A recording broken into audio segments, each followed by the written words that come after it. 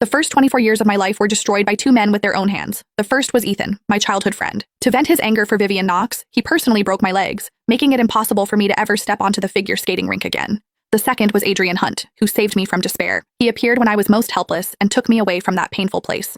He encouraged me to go to college, cherished me, and helped me emerge from the shadows. But when I was preparing to return home to continue my studies, he testified against me, falsely accusing me of academic fraud. Later, he even went so far as to sever the tendons in my hand, leaving me completely disabled. I died miserably on the streets.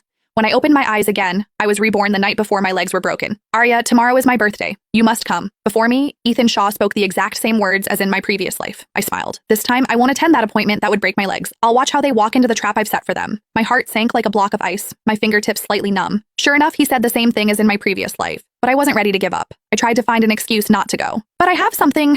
Before I could finish, Ethan frowned, his tone filled with dissatisfaction, immediately bringing up our friendship of over 10 years. Arya Walker, what do you mean? Have I ever missed any of your birthdays? Are we friends or not? My face remained calm, but my heart was in turmoil. In my previous life, I was deceived by his sweet words into going to a VIP room where my legs were broken. Suppressing the surging pain, I pretended not to notice the harshness in his tone and continued probing. I must be there? Ethan's tone was firm, leaving no room for negotiation.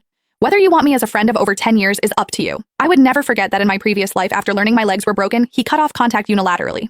He even walked away decisively when I was mocked and pushed down by Vivian's group of friends, just like today. I didn't understand why over 10 years of growing up together resulted in such calculated betrayal. Fortunately, I was reborn. In my previous life, I swallowed my losses. In this life, I will never repeat the same mistakes. But plans can't keep up with changes. I had just reached the intersection when a car came speeding toward me like crazy, too fast to dodge. I instinctively closed my eyes, thinking I couldn't escape this disaster. That rebirth was just a cruel joke from fate. The next moment, a force pulled me backward. Stumbling to steady myself, still shaken, I looked up and met a pair of dark, deep eyes. It was Adrian. The physiological disgust made me feel sick enough to vomit. In my previous life, after my legs were broken and I became an outcast, he was the one who protected me. But he was also the one who, when I was accused of academic fraud, didn't hesitate to give false testimony and personally destroyed my future. Are you okay? His gentle voice made Adrian seem kind.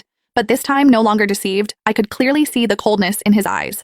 I didn't understand why Adrian was willing to set up this trap in my previous life, but I remembered that when I was accused of academic fraud and tried to clear my name with evidence, he claimed responsibility for the accusation as my boyfriend and even publicly apologized. Online, there were many stories about how good Adrian was to me. Netizens firmly believed the academic fraud was real. Otherwise, why would Adrian, who loved me so much, take the blame for me? The betrayal from someone close left me with a reputation I could never clear. After that, I became disheartened and resigned to my fate. But then someone cut my tendons, and Adrian imprisoned me in a villa. I had completely become a useless person who could only depend on him. In this new life, I would not only get rid of these two scumbags, but also get revenge.